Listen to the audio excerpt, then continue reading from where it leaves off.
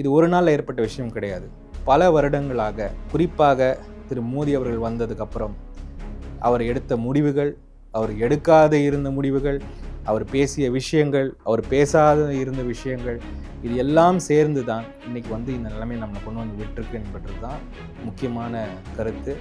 மூன்றாவதான முக்கியமான விஷயம் பற்றி தான் யாருமே பேசியிருக்க மாட்டாங்க, தெரிஞ்சிருக்காது. அது யூரியா. இந்தியாவுடைய 30% யூரியா அங்கேருந்து தான், அந்த ஸ்டேட் ஆஃப் ஹார்மஸ்லேருந்து தான் வருது. குளோபல் யூரியா ப்ரைஸஸ் பயங்கரமாக இன்க்ரீஸ் ஆகிடுச்சு.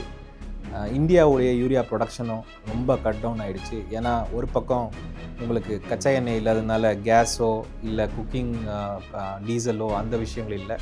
ரெண்டாவது யூரியாவுடைய ப்ரொடக்ஷனுக்கே இந்த பொருட்கள் தேவைப்படும்ன்றதுனால யூரியாவுடைய விலை பயங்கரமாக ஏறிடுச்சு. இப்போது இது ஒரு டோமினோ எஃபெக்ட் மாதிரி. இப்போ இந்த யூரியா கிடைக்காததுனால விவசாயிகள் சரியாக பயிர் இந்த தடவை வைக்க முடியாது. அப்படி அவங்களால பண்ண முடியலன்னா சரியான உணவு பற்றாக்குறை நமக்கு ஏற்படுறதுக்கான வாய்ப்பு உண்டு. அதற்கு உணவு விலையேற்றமும் ஏகப்பட்டதாக இருக்க போகுது.